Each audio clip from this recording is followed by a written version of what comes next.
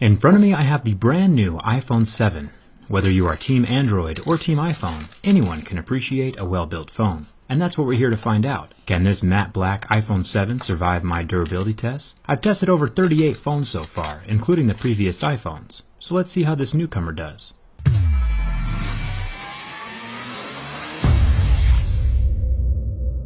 Let's start with the scratch test. I have a set of mineral picks that tell me where the hardness of the glass falls on Mohs scale of hardness. Sapphire glass would be around an 8 or a 9 on Mohs scale, or plastic screens like the Galaxy S7 Active would scratch at a level 3. Normally, the average smartphone will start scratching at a level 6, and this appears to be the case with this new iPhone 7. It is on par with the typical smartphone screen hardness. Coins and keys won't scratch it, but you should keep it protected anyway. There are still plenty of abrasive materials in the environment, hiding in the pockets of your jeans or purse that can cause scratches to the screen of your phone.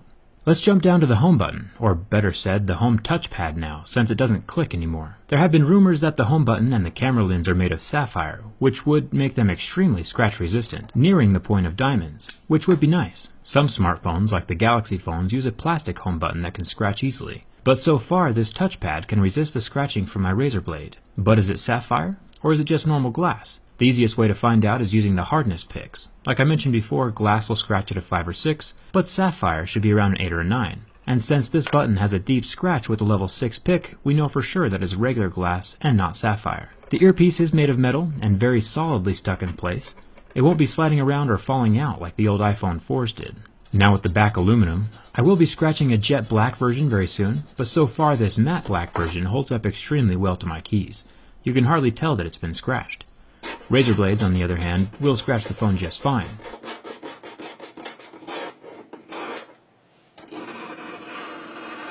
And this is why I always keep my razor blades in a separate purse. You should too, unless you want one of these $800 aluminum curly cues. Now for the camera lens.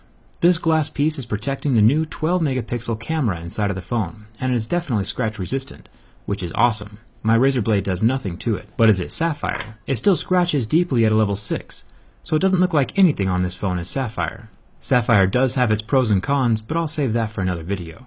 Next to the camera lens, we have what Apple is calling the Quad LED True Tone Flash. Initially, I thought that this might be 4 different colored LEDs, bringing even more life to pictures than just a dual-colored flash would. But while indeed there are 4 LEDs, it is still just the same normal 2 colors that the older iPhone 6 has.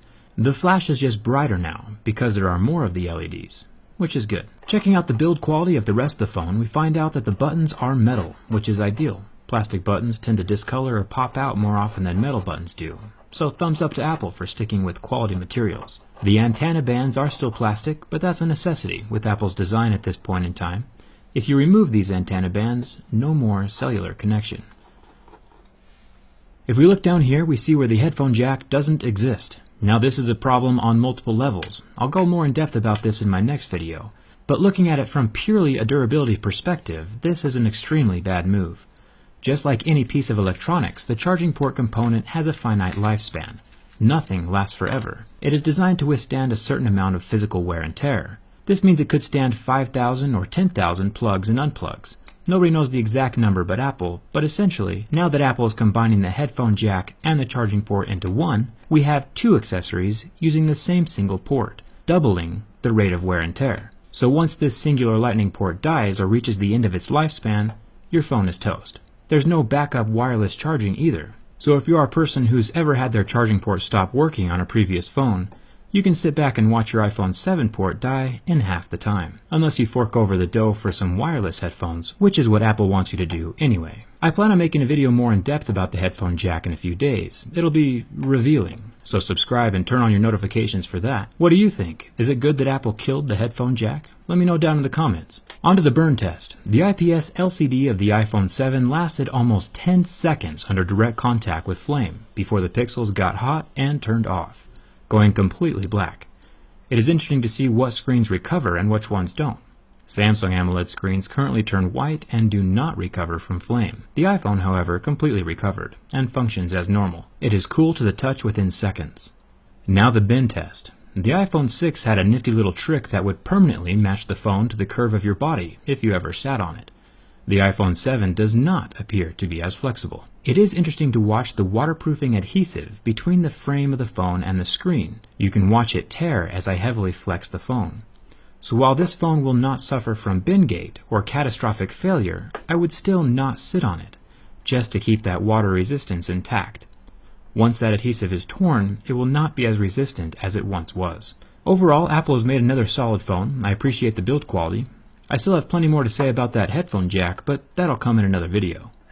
All of my behind-the-scenes stuff can be found on Instagram and Twitter, and there's a very good chance I'll start an iPhone 7 giveaway on my Twitter in the next week or so. So follow me there if you're interested in that kind of thing. And if you aren't subscribed yet but love technology, hit that subscribe button. I review tech from the inside. Thanks for watching. Hope to see you around.